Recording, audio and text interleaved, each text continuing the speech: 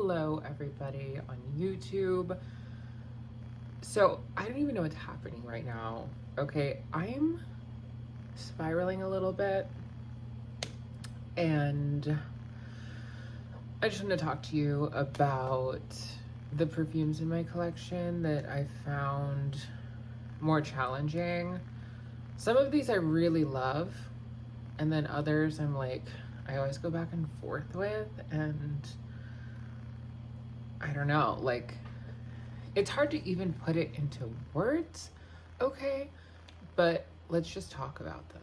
My taste in perfume is very basic bitch, okay? Like, let's just be real. Vanilla's my favorite note. I generally, like, the perfumes that I'm drawn to are ones that are somewhat edible in some way. And like sexy, you know, like I want to smell sexy. I just like that, you know. It's ever since I've gotten into them, that's kind of where I've come at it from, and like the stuff that's appealed to me. And I want to broaden my horizons. I want to get crazy. I want to incorporate some perfumes into my collection and smell more perfumes that are like not even niche, just like older, you know. Like I want to try some like different vintage perfumes, or like just things that are a little bit more classic. I don't even know where to start when it comes to scoping those things out. There are some in my collection that I'm going to talk to you guys about today that are a little bit more, I don't know, a lot of these are older or just kind of weird. The first one I want to talk to you guys about is one from the 90s. This is Tocade by Rochas. It does smell more mature, okay? It's pretty, I like it, but like,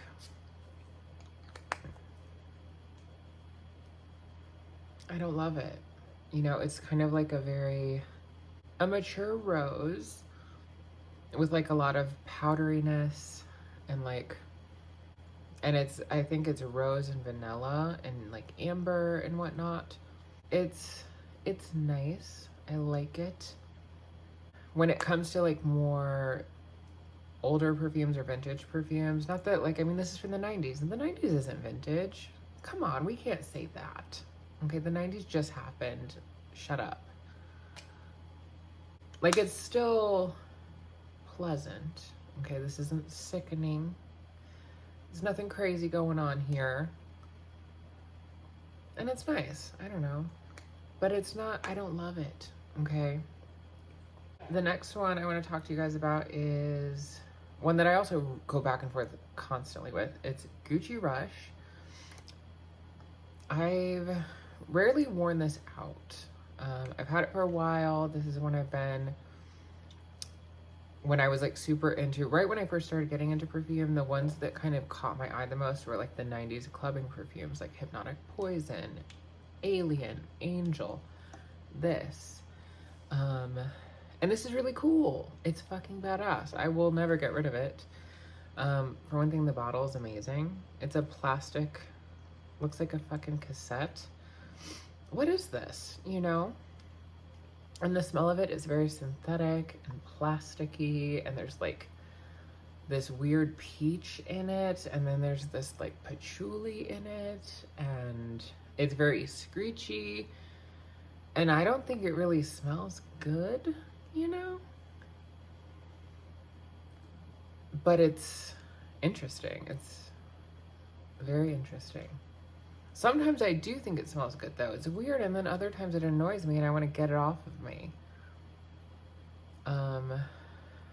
A lot of people say this has like a milkiness and a creaminess, and I've pretty much never gotten that from it. I want to like it more than I do, but it's a tricky one for me. The next one I want to talk to you guys about is Loulou by Cacharel. This one sounded so intriguing to me. 80s. This is 80s, bro. And I mean, look at that bottle. It's so weird. I love it. And the smell of it, it does smell like toilet cleaner. Um, I think it has like a vibe from that Poison had, but I think Poison, I think genuinely like smells good and like pretty. Um, whereas this, yeah, I think it's kind of gross. Just because it really does smell like toilet cleaner to me. It's what it makes me think of.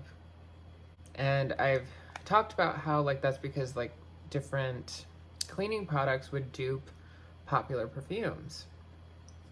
And especially with these older ones, then for people that didn't actually grow up with these perfumes when they were in their prime, um, then you're just gonna associate it with the things that dupe to them. And it just is a different experience.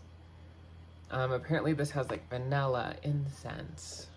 Maybe is there cherry? I don't know if there's cherry or not. There's like a million notes in it. But to me, I don't know, it's just weird. I don't like it. And I feel like a fucking dumb bitch. I feel like I need to like these weird things more. There's this Tumblr blog called Fruit Chuli. Y'all, okay, I'm obsessed with it. I never use Tumblr, but I've started using it again just so I can check to see when they have new posts. I love like the way they talk about perfume and like the perfumes they mention and like just different like pop culture stuff that they like reblog and just the vibe of it. It's fucking badass and I'm obsessed. And it's just had me on this kick lately where it's like, God, I want to fucking know the perfumes they're talking about and like get into some weirder older shit, you know? But the weirder older shit I do have is stuff I don't like. But I need to try more of it, okay? And I'm gonna. Okay, the next one I have is Lust by Lush. This one's also one like I'll go back and forth with. Ugh. This is like a very full-bodied jasmine perfume. People say this is literally just smells like raw jasmine. This is full jasmine, no filter, honey. Is she dirty? Okay. And I can see that.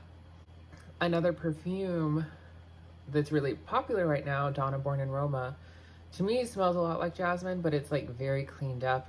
All the edges are like scraped off. And this really just gets to the fullness of that flower. Not that, like, I don't know what any flowers smell like. I don't know what anything smells like, okay? I've been all into these perfumes for like the last year, and all these notes I've been getting more familiar with. I don't actually know the root smell. I live in frickin' the Midwest. I never go in nature. Anyway, I get it though. It's vivid. It's not easy. There's something like dirty about it, but it's still pretty. And like, there's like a sexiness to it, like a raw, like uninhibited sexiness. Like you're a woman that lives in the jungle, you know, or a rainforest, and you're like a cave woman, you know, and you like don't wear a lot and you need to take more baths, but you don't have any baths because you live in the frickin' jungle. That's what this is.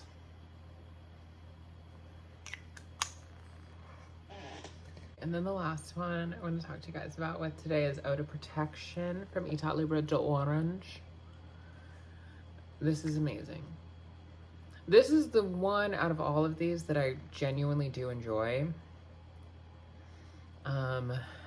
It's like a spicy, dark, metallic rose that it's like, it has a blood note in it. So it's very, like I said, metallic.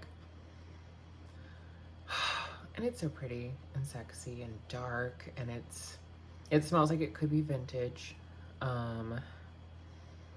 It's like probably one of the first niche perfumes I ever smelled, because I got a sample, and I love it. It's so cool. I don't wear it a lot because I want to always wear things that are very like, I know other people will like. And this is not that. This is a little edgier. You know, I talked to you guys about that Nirvana Rose from Elizabeth and James. I didn't like that very much. The greenness in it bothered me. And this has greenness in it too. This has geranium, which was in the Nirvana Rose. And I think the geranium in there is what bugged me. I don't know what a geranium is. I don't know if it's like a plant or a flower.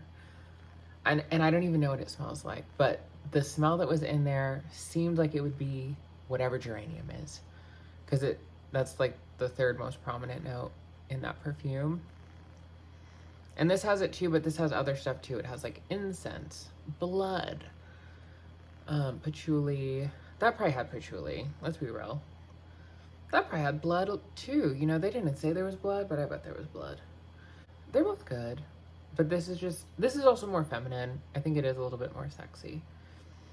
But it's still not like, I don't know. It's not, what is sexy? What does that even mean? What are we? I don't know. Oh my God. You guys are witnessing my mental breakdown. Work has been so stressful, and I work retail, so I'm always like, hi, how are you doing? And I just like, I just wanna, do you guys know what I'm talking about? Do you ever just like feel like you always have to hold it together and you just like wanna let loose? That's how I've been feeling.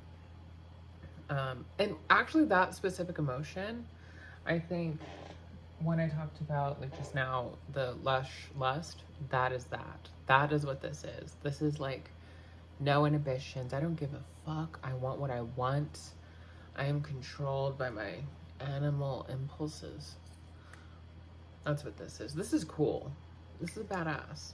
See, and like all of these are cool, but I just wish I was like more willing to challenge myself and like more. And with that in mind, if you guys have any recommendations for like some weird like perfumes that are just not what everybody's going to be talking about on perfume TikTok and perfume YouTube and like blah blah blah, everything that you're not, you know, gonna find at like the perfume counter, give me some weird shit. I want to smell some weird shit. I want to find a weird messed up perfume that like speaks to me and could be one that like I would want to wear every day. What, like, come on. I want something animalic, okay? I want something dirty. What, do you guys have any like that you're into? Like, I need to know. Okay? Please tell me. I'm begging you. But yeah, that's the video. This is embarrassing, but you know, I needed to say it. We needed to get this out of there. I hope you have a good night. Bye.